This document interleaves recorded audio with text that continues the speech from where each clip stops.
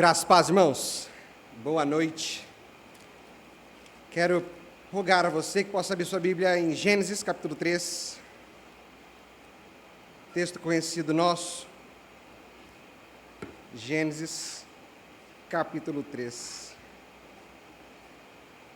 Quero aqui agradecer à igreja pelo convite, pela oportunidade dos pastores de poder ceder a nós espaço de culto e púlpito também para pregarmos da palavra do Senhor. Trago aqui o abraço da nossa igreja, da congregação, a Igreja Batista Vila Branca, em Jacareí, onde eu pastoreio e estou plantando junto com o pastor Rubem Durais. Se vocês um dia passearem pelo Vale do Paraíba, vocês têm uma igreja irmã para cultuar, para adorar o Deus Trino, Pai, Filho e Espírito. Tem a minha casa também, caso você queira parar para tomar um café e comer um pão de queijo da minha esposa mineira. Com certeza vai ser bem recebido por nós lá. Também quero agradecer o privilégio da igreja de poder me trazer junto com Daniel Garni, que para mim é um dos pregadores que atinge nosso coração de uma maneira especial. E poder ouvi-lo, sentar e ouvi-lo é algo que me alegra muito. Então, que o Senhor continue abençoando o seu ministério, Dani. Você continue crescendo na graça do Senhor, sendo abençoado por Ele. Bom, primeira grande crise da humanidade não foi uma crise de identidade. A gente já vai ver o texto de Gênesis 3. Eu vou fazer uma pregação em 3 pontos. Eu vou ler o texto, sair do texto e nunca mais voltar ao texto. Vai ser esse o meu modo nesta noite. Mas a primeira crise da humanidade não foi uma crise de identidade. Adão e Eva não estavam juntos perguntando: quem sou eu?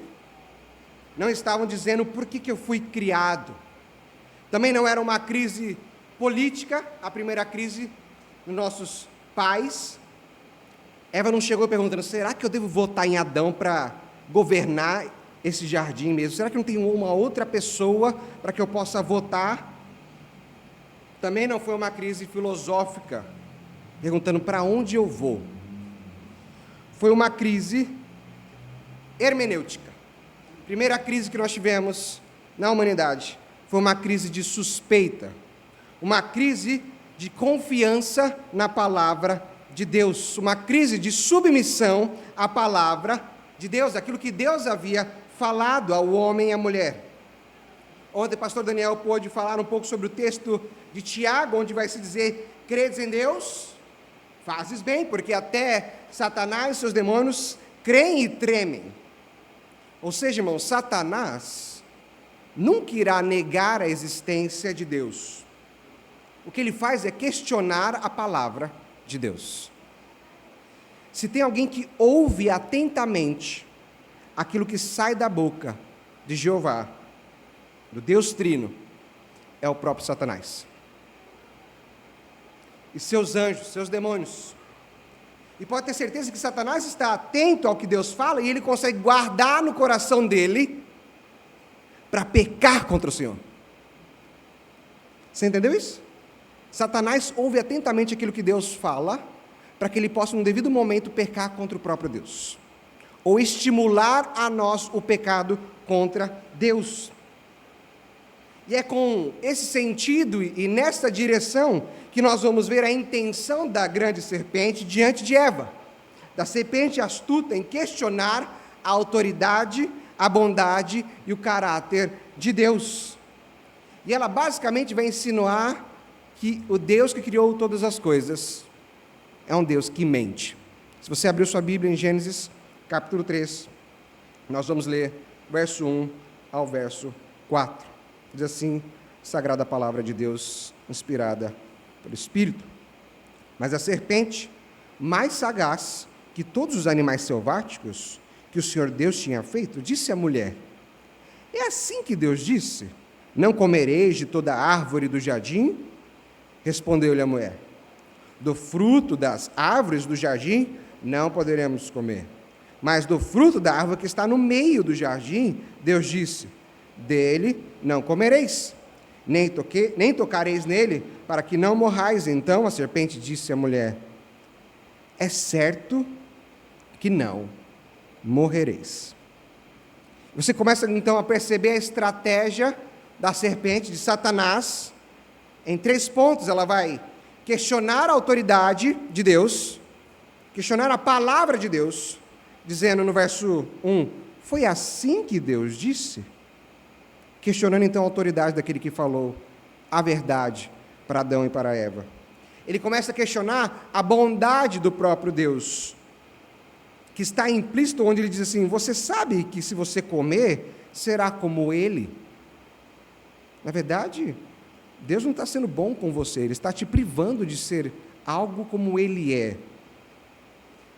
E por último, nessa conversa breve, ela vai então negar a consequência da palavra de Deus, ou colocando Deus numa posição de mentiroso, dizendo, é certo que você não vai morrer se você comer. Deus disse que você morreria, mas você não vai morrer. E esta é a batalha de todo coração do homem. A doutrina da inerrância, a doutrina que deve engasgar a todo incrédulo, é a doutrina da inerrância. É um teste para aqueles corações que são dúbios, corações que são levados a ventos de doutrinas. Não é um terreno neutro. Pelo contrário, nossos sermãos, nossas vidas são testadas exatamente nesse ponto. Porque quando a Bíblia confronta a nossa cultura, a nossa sexualidade, nosso desejo pelo poder, pelo dinheiro, a serpente sussurra aos nossos corações. Foi realmente isso que Deus quis dizer? Ou de forma mais sutil ele vai dizer assim, será que isso já não é para o passado? Será que ainda tem aplicação esse texto para os nossos dias, para o seu dia? E essa doutrina então vai separar aqueles que se submetem à palavra de Deus e daqueles que colocam a cultura, a razão, as suas ideias, o relativismo, a pluralidade de ideias acima da verdade de Deus, afirmando que a palavra de Deus, ela não é mais um objetivo claro como verdade absoluta. Se você disser isso, que ela é a grande verdade, esse será um grande escândalo para os corações dúbios. Bom, e o resultado é justamente aquilo que acontece com a serpente e com Eva. Eva peca contra o Senhor, ela aceitou a informação que recebeu de Satanás, entendendo que Deus era mentiroso, que Ele não é bom, que Ele não tem toda a autoridade. E o que aconteceu com Eva foi que ela passou a considerar Deus como um homem, como um ser criado assim, como ela. E é fascinante ver como que Moisés está registrando essa história. Você pode pensar que o povo de Israel havia acabado de sair do Egito, estava no deserto, 400 anos depois do seu tempo de chegada ao Egito com seus pais, passou por escravidão, 400 anos se esquecendo de quem era o seu Deus, 400 anos vendo os egípcios adorando sol e lua, quadrúpedes e répteis, 400 anos afastados da aliança de Deus, da aliança com os patriarcas, e agora o povo está no deserto, e ele precisa lembrar-se de quem é Jeová, de quem é o Deus Todo-Poderoso, quem é o Deus vivo e verdadeiro, quem é o Pai, o Filho e o Espírito, que o libertou, porque ele estava num mar de mitologia, com os egípcios, com os cananitas, entendendo uma criação diferente daquilo que era a verdade acerca de Deus. E Moisés então começa a lhes dar a palavra de Deus, e não só lhe dando uma história, mas lhes dando a verdade sobre o começo de todas as coisas. E ele está dizendo então, ao escrever, inspirado pelo Espírito, vocês precisam conhecer o Deus verdadeiro e adorá-lo de forma verdadeira. E essa é a primeira coisa que eles precisam saber, e nós também, que a palavra de Deus é a verdade, e que duvidar dessa palavra, ou lançar dúvidas sobre ela, é justamente aquilo que levou o mundo ao caos em Gênesis 3. O mundo está caótico por causa do pecado, porque alguém aceitou a palavra de outra pessoa, dizendo que Deus não tem autoridade, Deus não é bom e Deus é mentiroso. Portanto, a nossa confiança em Deus, naquilo que Ele diz, não está necessariamente na autoria do homem humano, ou seja, de Moisés, mas na resposta inabalável que nós temos à serpente e à própria mulher em Números. No capítulo 23, verso 19, o caráter de Deus é exposto, e este é o fundamento da palavra de Deus. O verso vai dizer: Deus não é homem para que minta, nem filho do homem para que se arrependa. Porventura, tendo prometido, Ele não vai fazer, não fará, ou tendo falado, não irá cumprir. O fundamento da nossa confiança hoje, do povo de Israel naquele tempo, não está no fato que a palavra lhe foi dada por meio de Moisés, mas porque a palavra lhe foi dada por meio do Deus vivo e verdadeiro, o autor das Escrituras, o próprio Deus. E esse é o argumento que nós vamos receber a partir do século XIX com um teólogo chamado B.B. Warfield. E ele vai desenvolver a teologia ou a doutrina da inerrância a partir de uma disputa no seu tempo. E a ideia dele é a seguinte: ele vai falar que a Bíblia é a palavra de Deus, ou seja, a inspiração, aquilo que o pastor pregou ontem, ela é inspirada por Deus, ela é soprada por Deus. Então, se ela é palavra de Deus, se a Bíblia é palavra de Deus e é soprada, então a palavra de Deus reflete o caráter de Deus, e se reflete o caráter de Deus, ela é verdade, ou seja, Ele não pode mentir, Deus não pode mentir, a Bíblia, a sua palavra não pode mentir, portanto, a palavra de Deus, ela é inerrante. Se a Bíblia é a palavra de Deus, e Deus soprou a sua palavra, e a sua palavra reflete o seu caráter, e o seu caráter é um caráter de verdade, então a palavra de Deus é a verdade, ela é inerrante, ela está baseada no próprio Deus. E a palavra é o nosso refúgio, porque o autor das Escrituras é a nossa rocha. Deus é a nossa rocha, Cristo é a nossa rocha. Confiar na Bíblia simplesmente é confiar no Deus vivo e verdadeiro. Rejeitar a veracidade da Bíblia é, em última análise, então, rejeitar que Deus é verdadeiro. Ou melhor, como disse a serpente, que Deus é mentiroso. Deus mentiu para você e para mim, você não vai morrer. E é sobre essa base que eu quero então construir esse nosso breve estudo. Eu dividi ele em 2 pontos.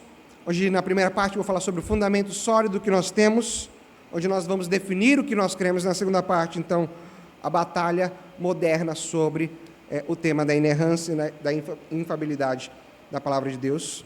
E, ao final, então, aplicaremos a palavra aos nossos corações. Primeiro ponto, então, o fundamento sólido, a definição da verdade de Deus. Antes de nós entrarmos na batalha, de resolvermos lutar, entender por que nós precisamos falar sobre a Escritura, sobre a inerrância das Escrituras, nós precisamos entender pelo que nós estamos lutando e o que exatamente nós cremos segundo as Escrituras. E a palavra sagrada, ela é a verdade e ela não falha. O pastor ontem pôde, na pregação, citar o Salmo 119, citando 2 versos importantíssimos, vai falar, Salmo 119, verso 42, a tua justiça é justiça eterna, e a tua lei é a própria, irmãos? Está escrito aqui atrás? Não está? É a própria verdade. A tua justiça é justiça eterna, e a tua lei é a própria verdade. Salmo 119, no verso 160, as tuas palavras são em tudo verdade, desde o princípio, e cada um dos teus justos juízos dura para sempre. Provérbios 30, de 5 a 6, vai dizer: toda a palavra de Deus é pura, ele é escudo para os que nele confiam. A palavra de Deus é escudo para aqueles que nele confiam. Nada acrescentes às suas palavras, para que não te repreenda e nem seja achado como mentiroso. O Senhor Jesus, na sua oração sacerdotal, em João 17, vai dizer: santifica-os na tua verdade, a tua palavra é a verdade. Então nós precisamos estabelecer, a palavra de Deus diz que ela mesma é verdade. Aquilo que foi soprado por Deus aos autores do Antigo e do Novo Testamento é a verdade, porque Deus é verdade. Se foi inspirado por Deus, se foi soprado por Deus, ela é a verdade. E não somente nós temos as Escrituras, mas temos também as nossas confissões, nossos credos. Se você é batista como eu, você tem a confissão de Londres, de 1689, você também, se for presbiteriano, você tem a confissão de Westminster, e as duas, no seu primeiro capítulo, vai afirmar sobre a infalibilidade das Escrituras. Esse é o termo utilizado lá no século XVI. Vai dizer que a Sagrada Escritura é a única regra suficiente, certa e infalível de conhecimento para a salvação, de fé e de obediência. Se é o artigo 1. No artigo 5º ele vai dizer a nossa plena persuasão e a certeza quanto à verdade infalível, ou seja, se nós somos convencidos e temos certeza dessa verdade infalível, ela é divina autoridade que provém da operação interna do Espírito Santo. Nós só podemos crer nas Escrituras que ela é verdade, que ela é a palavra de Deus, se o Espírito Santo agir em nossos corações. No artigo 9, das duas confissões, entre Westminster e também Confissão Batista de 1689, a regra infalível de interpretação das Escrituras é a própria Escritura. A própria palavra interpreta a sua palavra. E o mais importante, as confissões se baseiam na infalibilidade, não em nós, não na igreja, não em homens, mas no próprio caráter de Deus. E ela também escreve, no seu artigo 4º, ela vai dizer o seguinte: a autoridade da Sagrada Escritura não depende do testemunho de qualquer homem ou de igreja, mas provém internamente de Deus e inteiramente dele, sendo ele mesmo a verdade e o seu autor. A Escritura, portanto, tem que ser recebida por palavra de Deus. Não há ninguém que vai atestar e verificar e selar. Isso aqui é palavra de Deus.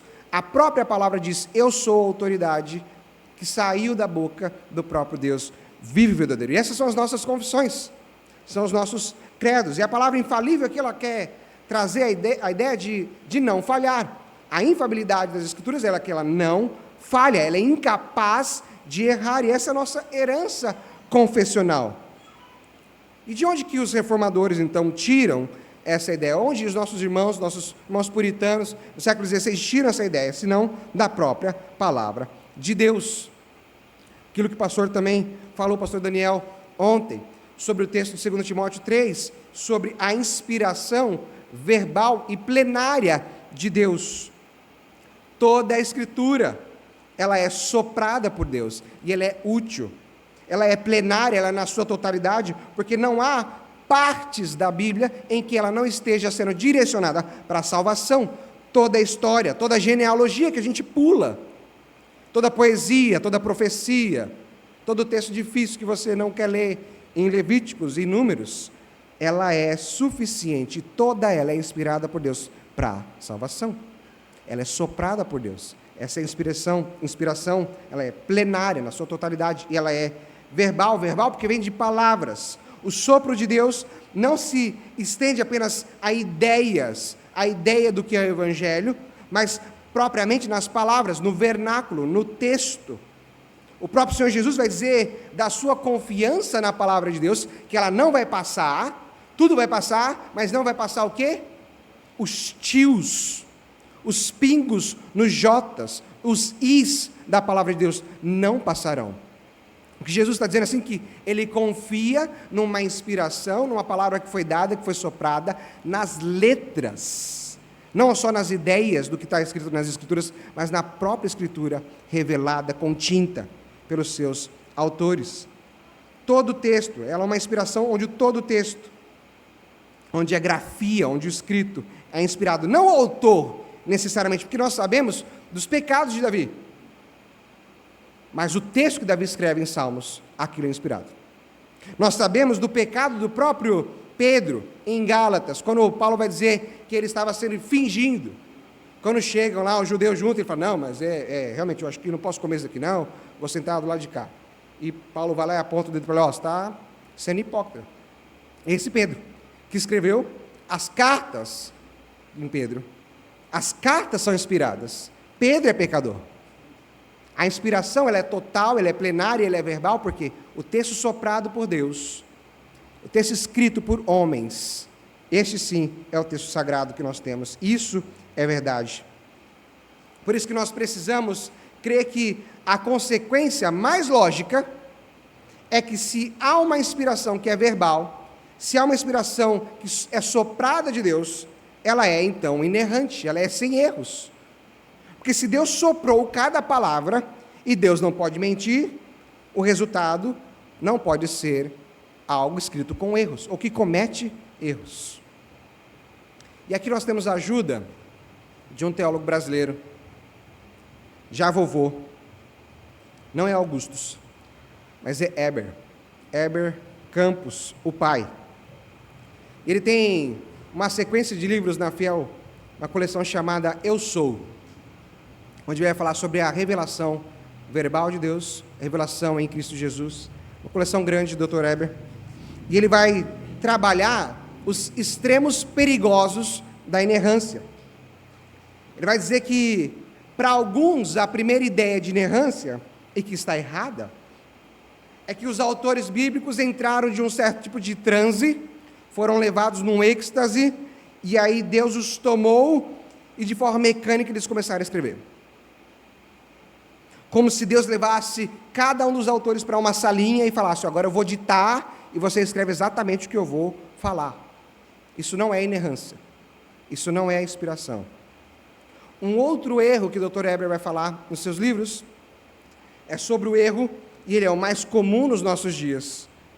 É um erro em que nós vamos ter a Bíblia como algo que contém a palavra de Deus. Ela não é a palavra de Deus, mas ela contém algo do Senhor. E não somente contém, mas ela se torna palavra de Deus quando você fala. Então, ela contém palavra de Deus, então toda ela é algo escrito pelo Senhor, escrito por homens, aliás, e em algumas partes contém algo divino. No outro ponto você tem a verdade que ela só é verdade, ela só é genuína quando você fala. Então, se você não fala, se ela não fala com você, ela então não é divina. Isso a gente tem em algumas igrejas que se dizem cristãs, que creem que é a palavra de Deus, aliás, que a Bíblia contém a palavra de Deus e que ela se torna, então, palavra de Deus. E o problema desse é claro. Quem é que decide que parte é ou não é palavra de Deus? Quem é que decide qual que é a falha humana que a gente não pode receber e ler e qual que é a parte sobrenatural que a gente tem no texto? No final, cada um de nós se torna juiz da Bíblia. Ou, nos tempos da minha avó, nos meus tempos também, porque eu tenho bastante idade, a gente tinha as caixinhas de promessa. Quando você abria a caixinha, pegava uma promessa, aquilo ali falou comigo, isso daqui é inspirado pelo Senhor. Isso aqui é palavra de Deus para a minha vida, e volta lá. Porque as outras partes não são. Eu preciso ter uma caixinha de promessas para me lembrar dos textos que são inspirados por Deus. Porque eu não consigo Deus falando comigo na vida de Sansão. Eu não consigo ver Deus falando comigo quando eu leio Apocalipse. Eu não consigo ver Deus falando comigo quando Ele está preservando o povo de Israel ou lutando contra os cananeus e os filisteus. Eu preciso de uma caixinha de promessas para ser juiz, porque essa parte, sim, é uma parte que Deus fala comigo. As outras Deus não fala. E o que nós vamos, então, afirmar na nossa posição histórica é que Deus usou cada personalidade, cada autor com seu estilo, com suas pesquisas, como, por exemplo, o texto de Lucas no seu Evangelho. Isso tudo foi usado na providência de Deus para produzir a sua palavra revelada a nós. Deus, então, Ele superentendeu o processo inteiro das palavras exatas que eles fossem escolher, para que essas palavras escolhidas pelos seus autores fossem palavras que Deus quisesse que eles estivessem registradas. Deu para entender? O homem, como eu falei, Davi, pecador. Mas quando Davi escrevia um salmo, era aquilo que Deus havia colocado para ele escrever. E aquilo é palavra de Deus. Não é a personalidade, mas é o seu estilo, a sua forma de ver Deus, a sua experiência com Deus, que registrou algo, e aquele registro é palavra do Senhor. Outros vão rejeitar, então, a doutrina da inerrância, porque eles começam a atacar algum tipo de espantalho da inerrância. Não necessariamente aquilo que nós cremos, mas aquilo que não é real. E aí, eu vou dizer para vocês o que não é inerrante, ou o que a inerrância não exige, melhor dizendo, e ela não exige uma gramática moderna e perfeita. A inerrância, a doutrina da inerrância, não exige uma gramática moderna e perfeita. A inerrância não está na verdade está na verdade da sentença, não na regra ou no estilo que muda-se com o tempo, com os nossos tempos, com a forma como nós pensamos a sentença nos nossos dias na gramática. A inerrância ela não está, ou ela não exclui as figuras de linguagem. Poesia é poesia na palavra de Deus, história é história na palavra de Deus, hipérbole é hipérbole na palavra de Deus. A Bíblia ela é verdade em tudo o que ela afirma, e nós devemos interpretá-la de acordo com o seu gênero. Por isso a inerrância não exclui as figuras de linguagem. Por isso que a Bíblia tem muita história, muita figura de linguagem, muita poesia, que Deus é um Deus belo. A inerrância não exige uma linguagem técnica e científica. Quando a Bíblia escreve que o sol se põe, ele está usando uma linguagem fenomenológica, uma linguagem de observação do homem. E essa é uma descrição perfeita da nossa verdadeira perspectiva do homem, de como o homem percebe as coisas de Deus, e é isso que nós percebemos hoje. Ela não vai dizer sobre a rotação da terra, que é então o sol e a lua e as estrelas, não. A inerrância não está exigindo uma linguagem técnica, assim como a inerrância não exige uma precisão histórica. E esse é um dos grandes argumentos das pessoas para dizerem que a Bíblia tem erros. Quando você vai ler o texto nos evangelhos sobre a ressurreição de Jesus, em um texto você lê que existiam 2 anjos ali no túmulo, na visita ao momento em que Jesus ressuscitou, e num outro evangelho diz que existe só um anjo. E aí as pessoas vão dizer, está vendo só? Está aí o erro. De um lado diz uma coisa, de outro diz outra. Mas a verdade é que certamente existiam 2. Se fala que tem um, tem 2. Simples assim. Deu para entender, irmãos? Se tem 2, tem um. Num texto diz assim, haviam 2 anjos. No outro texto diz assim, havia um anjo. Ela está se contradizendo? Não. Haviam 2 anjos, e quando tem 2, tem um também. Então, ela não está exigindo uma precisão histórica nos seus escritos, histórica moderna dos nossos dias. Assim como ela não está exigindo a inerrância, uma citação literal dos textos do Antigo Testamento. Os textos citados no Novo, fazendo referência ao Antigo, buscavam não colocar a sua palavra exata como de um gravador, como alguém que ouve, agora escreva. Não, mas o seu significado pretendido no texto. Isso a gente vê o próprio Cristo fazendo, a gente vê os apóstolos fazendo em todo o Novo Testamento, e esse é o nosso fundamento. A doutrina da inerrância, ela é robusta, porque ela está alicerçada na palavra de Deus. Ela é confessional, como os nossos irmãos puritanos escreveram as nossas confissões. E ela é muito clara em dizer que Deus é o autor das Escrituras, Ele é um Deus verdadeiro, Ele não erra, por isso a palavra de Deus, ela é verdadeira e ela não erra. Mas por que nós precisamos falar sobre esse tema hoje, nos nossos dias? E aí eu entro no meu segundo ponto, que é sobre a nossa batalha mais recente. E esse fundamento sólido, ele ataca, assim como em Gênesis 3, de forma sutil e de forma devastadora. E a batalha dos nossos dias mais modernas, ela vai seguir um fluxo na história. Acontece que o termo inerrante, ele é um termo mais recente para a nossa realidade. Quando nós lemos as confissões, tanto a Batista como de Westminster, nós vamos ver o texto usando a questão infalível. O texto ele fala da infalibilidade da palavra. As Escrituras, ela é infalível, ela não falha. Mas a partir do século XIX, nós temos, nos anos de 1800, os estudiosos, os teólogos, desenvolvendo o que é chamado da crítica textual. vai se começar a pegar os textos dos originais, ou no grego e no hebraico, e então questionar o texto, ou entender qual texto é melhor que o outro, já que nós temos mais de 5.000 cópias dos originais. E é nesse momento que, no século XIX, nós temos na Alemanha um movimento muito forte de alta crítica, onde vai colocar em suspeita textos bíblicos. E ela vai começar a atacar propriamente a Bíblia, dizendo que ela é meramente humana e cheia de erros, ao ponto de questionarem as diversas autorias. Quem são os autores das Escrituras? Não é essa pessoa aqui, porque não parece ela escrevendo dessa forma. Quando ela escreve aqui, parece que é ela, mas quando ela escreve aqui, não parece que é ela.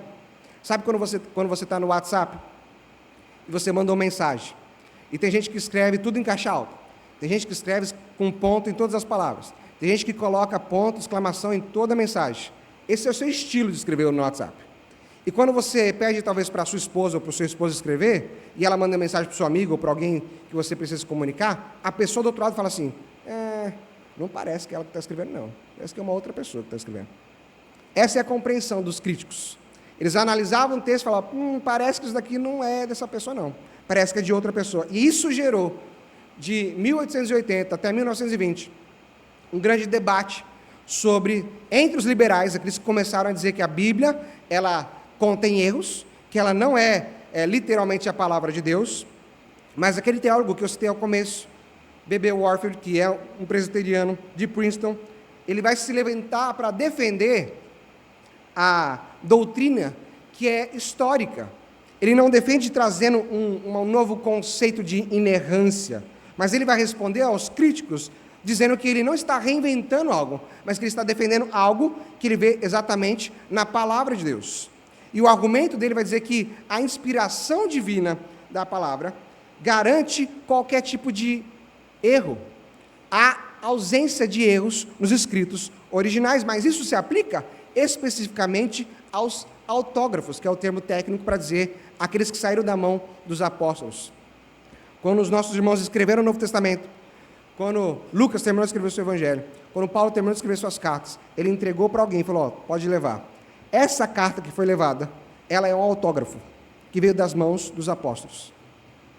Esse autógrafo nós não temos mais. Nós temos cópias dos originais. E o que Warfield está dizendo é que a inspiração divina garante a ausência de erros e aplica-se estritamente aos originais.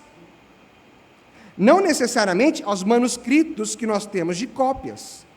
Ou seja, aquilo que saiu das mãos de Moisés, aquilo que saiu das mãos de Paulo, isso sim não tem erro. Isso sim é palavra de Deus. Aí ele vai dizer, mas nós não temos os originais, temos muitas cópias cheias de erros. Mas os originais não. E aí ele vai desenvolver a sua teologia para mostrar que como as traduções que nós temos são confiáveis. E a gente precisa confiar naquilo que nós temos em português, em nossa língua. E ele vai fundamentar a sua discussão usando exatamente aquilo que os críticos do Novo Testamento faziam, usando a crítica textual. E ele vai defender a Bíblia dizendo justamente isso. Não é porque Deus inspirou a sua palavra, mas ele também preservou a sua palavra para chegar até nós. E através do trabalho cuidadoso dos críticos textuais, comparando milhares de manuscritos, é que nós temos hoje algo que é inigualável aos outros textos antigos. Por isso que nós podemos ter certeza absoluta que o nosso texto grego e o nosso texto em hebraico que nós usamos hoje é uma recuperação extraordinária, fiel, dos originais inerrantes. E aqui ele está defendendo, usando o argumento dos críticos, porque os críticos diziam assim, olha, tem vários erros aqui, onde deveria estar escrito Jesus de Nazaré, está escrito Nazaré, Jesus, onde devia ter vírgula, não tem vírgula. Essa é a crítica, da alta crítica, com o texto bíblico. E o Warfield está dizendo, não, os originais não têm erros, mas nós podemos confiar tanto no trabalho de vocês, críticos, que o que nós temos hoje é extraordinário, que reflete aquilo que está nos originais. E a nossa fé, ela não está nos documentos que foram perdidos, mas num texto que foi providencialmente, pela providência de Deus, preservado e verificado de forma científica por vocês. E a intenção dele aqui não é criar algo novo, como eu falei, A infalibilidade é algo que já tem desde a confissão com os nossos irmãos no passado. Mas a inerrância vem então a partir dessa discussão em 1800. E ele traz essa discussão, ele traz a sua defesa que é robusta diante dos críticos, que a Bíblia não continha erros, ela é sem falhas, isso que é inerrante, não contém erros, ela não erra. E ela então foi apaziguada nesse período entre os conservadores. Irmãos da igreja, teólogos poderiam descansar, porque alguém pode se levantar para defender a palavra de Deus. Mas isso não parou. Na verdade, passado alguns anos, em 1961, um professor do seminário batista, da Convenção Batista do Sul, a maior convenção que nós temos evangélica, lançou um livro sobre comentário de Gênesis. Um livro onde ele utiliza da crítica textual, ele usa o método de interpretação histórico-crítico para poder analisar o texto. E ele é um batista. Tem um pastor que diz assim, que onde há 1 ou 2 batistas, há sempre 10 opiniões diferentes. Isso também creio que seja uma realidade com outras denominações. Mas esse irmão, ele lança esse livro, A Mensagem de Gênesis. E ele vai usar o método, então, histórico-crítico e questionar todo o Gênesis de 1 a 11, dizendo que tudo aquilo é mitologia, dizendo que tudo aquilo é especulação do autor. Aliás, ele vai dizer que nem sabe se Moisés é o próprio autor de Gênesis, ao ponto de dizer aqui que ele interpreta que Melquisedeque talvez seja, na verdade, um sacerdote de Baal e não de Jeová. Essa é a compreensão desse teólogo em 1961, lá nos Estados Unidos, na Convenção Batista do Sul. Isso vai gerar uma forte revolta. Não só revolta, mas eles começam então a buscar uma eleição para trazer um novo presidente para a convenção, para conseguir expurgar esse escrito no meio dos teólogos e da Convenção Batista, e é isso que acontece. Eles conseguem retirar esse livro, mas o estrago já estava feito. Um professor que lança um livro é um professor que já deu aula muitas vezes. Alguém que já influenciou muitas cabeças antes de colocar um livro na prateleira. E aí nós temos esse movimento da crítica sobre a inerrância voltando, colocando em xeque a autoridade da palavra de Deus com uma publicação de um batista infeliz, incircunciso. O seminário luta, então, para trazer de volta a centralidade da palavra de Deus, confiando e dizendo, não, a palavra de Deus ela é inerrante, ela é infalível. Nós cremos dessa forma. Mas nós temos depois um outro momento, um outro estopim que vai acontecer com o seminário Fuller, nos Estados Unidos também. Os Estados Unidos tem muita coisa boa, mas também tem muita desgraça. 1972, o seminário, então, que era um bastião do Evangelho, passa agora a mudar a sua declaração de fé, de forma sutil. De forma sutil. A declaração que, de forma original, dizia que os livros, como originalmente dados a nós, são plenamente inspirados e livres de todo erro, em toda a sua parte. Agora eles escrevem, na nova declaração, para as Escrituras, são uma parte essencial e um registro confiável desta autorrevelação divina. E se você percebeu bem, na primeira parte ele é originalmente dado, plenamente inspirado, livre de todo erro em todas as partes. Na segunda ele tem as Escrituras são parte essencial e um registro confiável desta autorrevelação divina. E eles tiram então o que seria a inerrância, que é não há erro em nenhuma das suas partes, para colocar a infalibilidade, não tem falhas. E aí o que o seminário faz é trocar a inerrância pela infalibilidade, porque ela vai trocar o sentido da palavra infalibilidade. Ela passa não mais a significar algo sem erro, mas uma inerrância que é limitada. Ou seja, a nova ideia é que a Bíblia é infalível, ela não falha, no seu propósito principal, que é aquilo que nós lemos em 2 Timóteo 3. E o seu propósito principal é fazer com que o homem seja sábio para a salvação por meio da fé em Cristo Jesus e torná-lo perfeitamente habilitado para a boa obra. Ou seja, tudo que a Bíblia fala na prática de fé é bom, mas ela é errante e cheia de erros em outras histórias e na ciência. Deu para entender a mudança? Ela é inerrante de forma limitada, ela não erra quando ela vai falar de salvação, mas ela erra quando vai falar de história, ela erra quando vai falar de ciência, ela erra quando vai falar de qualquer outra coisa que não é salvação. Essa é a mudança do seminário Fuller em 72. E é exatamente aquilo que a serpente faz. Ele não está negando a palavra de Deus de forma completa.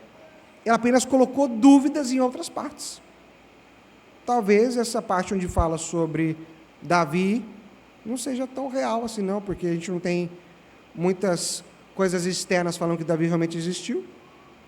Onde está essa dinastia davídica que a gente não vê nos escritos de fora? É aquilo que Satanás sopra a mulher. Será que realmente Deus disse dessa forma? E a resposta da igreja foi um dos acontecimentos nessa batalha pela Bíblia.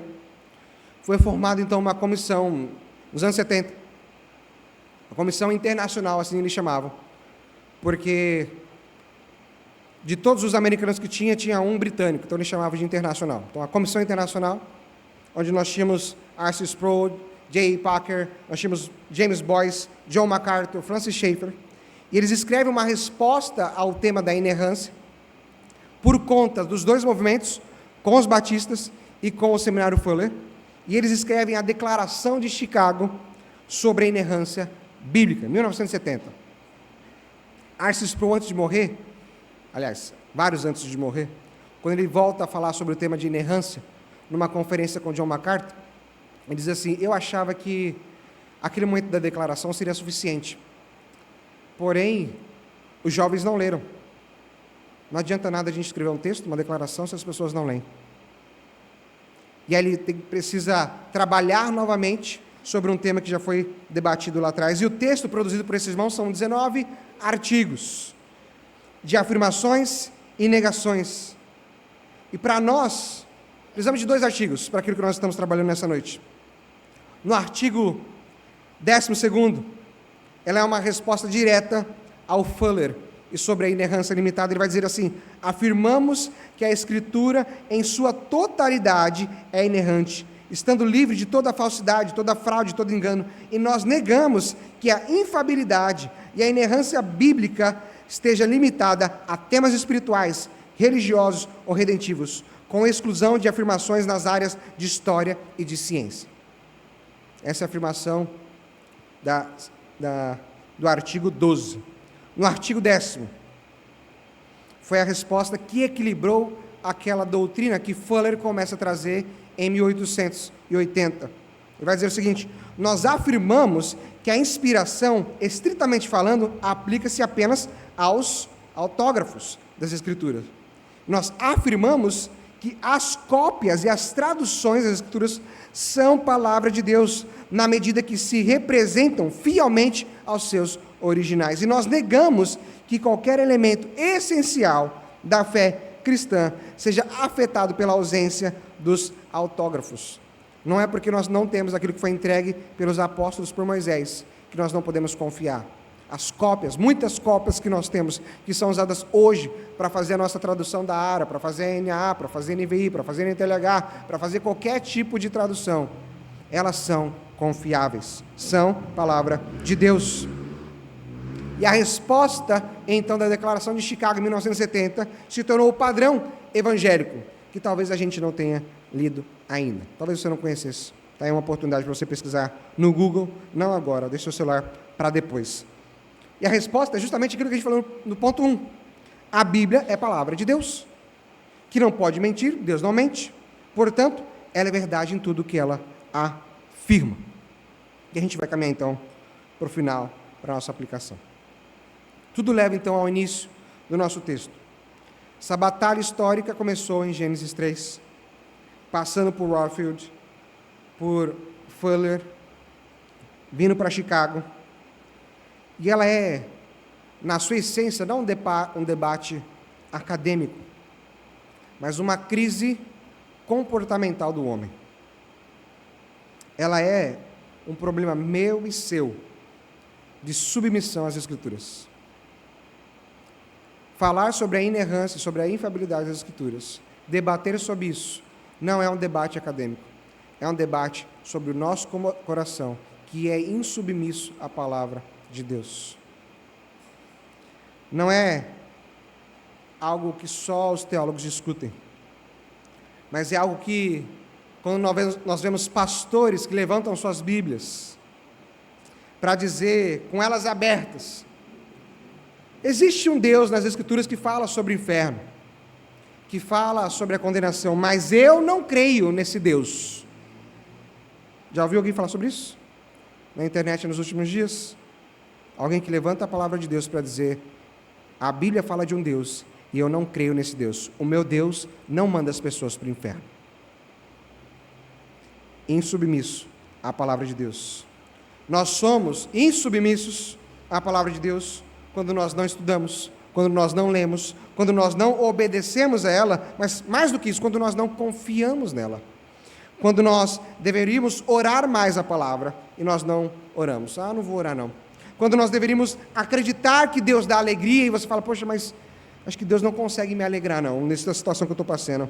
Ou quando você fica maquinando no seu coração, esconder um pecado que Deus já conhece, você fala assim, mas Deus não consegue perdoar esse meu pecado não. Eu não vou confessar ele não, porque Deus não é capaz. Jesus não tem todo esse poder não, para perdoar esse meu pecado. Jesus perdoa os pecados, irmãos. Não seja insubmisso à palavra de Deus. Creia nela. Seja submisso àquilo que ela diz. Que o Senhor Jesus, Ele convida aqueles que estão cansados. O Senhor Deus convida a cada um de nós a descansar nele. Descansar na sua obra redentiva. Nós precisamos nos submeter à verdade das Escrituras. E enxergar que Deus tem toda a autoridade. E que Ele é bondoso. E que Ele nos ama. Diferente daquilo que a serpente falou, Deus não tem autoridade, Deus não é bondoso e Deus não te ama. Será que Deus disse isso mesmo? Não, na verdade você não vai morrer. Mas Ele não quer que você seja igual a Ele. A inerrância e a infalibilidade são importantes, porque elas falam do caráter de Deus. Você rebaixar as Escrituras é rebaixar a Deus. Você dizer que a palavra falha é você dizer que Deus é um Deus falho. Mas Deus não é homem para mentir. Deus não falha. E a nossa oração deve ser, Senhor, eu tenho que me submeter ao Senhor. Me ajude com a minha mente e o meu coração a estar debaixo daquilo que o Senhor ordena. Como vai dizer a própria palavra, Cristo Jesus, Ele vai dizer, vocês devem ser santificados pela palavra.